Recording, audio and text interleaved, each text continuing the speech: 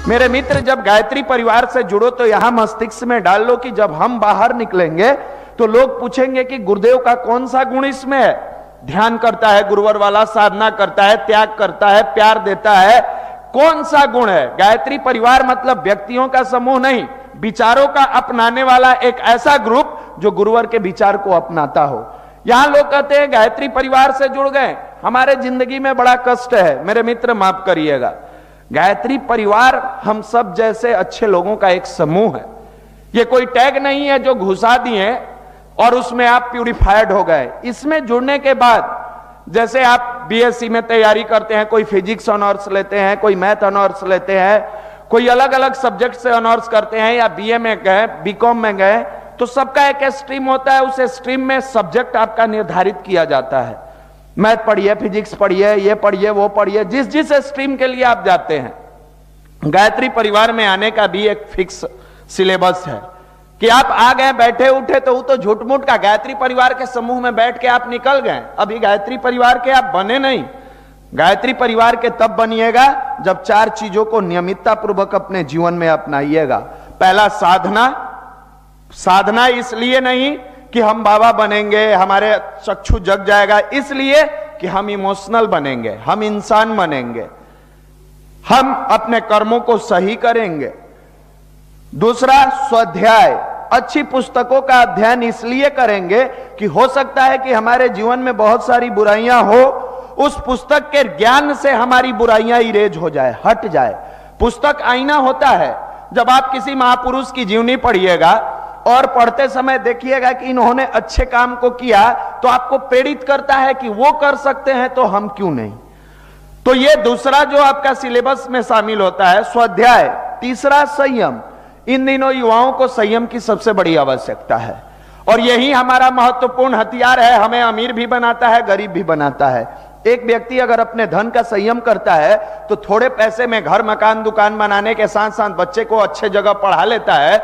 दूसरे व्यक्ति के पास बहुत ज्यादा पैसा है और वो अपने पैसे को अय्यासी में लगा देता है, फिजूल खर्ची में लगा देता है, नाच गाने में लगाता है, पब्स कैबरे में लगाता है, तो बहुत सारे पैसा होने के बावजूद भी वो दारिद्री का जीवन जीता है।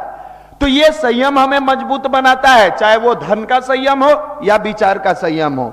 आप ही का मित्र अगर व्यवहार कुशल है, विचार का संयम रखा है, यानी वाणी पर अंकुश लगाया है, बुरे बातों को नहीं बोलता है, गलत चीजों को नहीं बोलता है, गंदे गाने को नहीं गाता है, तो लोग कहता है बड़ा मधुर वाणी इससे निकलता है, बड़ा मित्रभाषी है, बड़ा प्यार से बातें करता है। दूसरा, रफ टफ बातें करता है, कुछ का कुछ बोलते रहता है, लोग उसके पास सटना नहीं चाहते हैं। तो वाणी संयम भी हमारे जीवन को प्रखर बनाने में एक महत्वपूर्ण योगदान देता है। यही जुबान, प्यार से बोलोगे लोग के दिल पर राज करोगे, इसी जुबान से गलती होगी लोग लात मार के बाहर निकाल देता है। तो ये वाणी का संयम है। और सबसे बड़ा संयम ब्रह्मचर्य का संयम। इन दिनों युवा पीढ़ी नेट के चलते, मोबाइल के चलते जितनी भी तरह की चीजें हैं वो पैकेट में लेके घूमता है।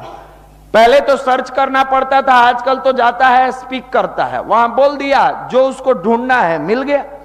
तो अगर आप इन तरह के समय में भी जीवन व्यतीत कर रहे हैं जहां पैकेट में ही पूरे ब्रह्मांड को आप लेके घूम रहे हैं, पैकेट में ही आप अच्छाई बुराई लेके घूम रहे हैं, और इस उम्र में अगर संयम नहीं रहा, उस मोबाइल का उपयोग आपने कभी मीनिंग ढूंढने के लिए नहीं किया भी होगा तो महीना में एक बार, कभी इतिहास पढ़ने के लिए नहीं किया, कभी फिजिक्स पढ़ने के लिए नहीं किया, कभी मैथ के लिए नहीं किया, कभी रीजनिंग के लिए नहीं किया, लेकिन उस मोबाइल का उपयोग अगर पॉर्न साइट के लिए किया, गंदे गाने के लिए किया, गंदे चित्रों के लिए किया, तो ये कहीं ना कहीं आप आज के युवा पीढ़ी के संयम पर प्रश्नवाचक चिन्ह खड़ा करता है। ये संयमित नहीं है जिसके कारण इन चीजों में लिप्त होता है। तो ये तीसरा जो चीज है ये सबसे महत्वपूर्ण युवा पीढ़ी के लिए है, संयम।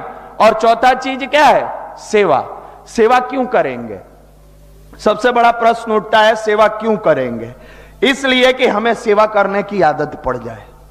सेवा इसलिए नहीं करेंगे कि भगवान इसके बदले में हमको बहुत सारा रिटर्निंग देंगे। आशा और प्रत्याशा के साथ कभी किसी की सेवा न करें। हमेशा इसलिए करें कि हमारी भावनाएं सेवा के साथ बनी रहे, हमारी भावनाएं हमेशा सेवा वाले कार्यों में बनी रहे।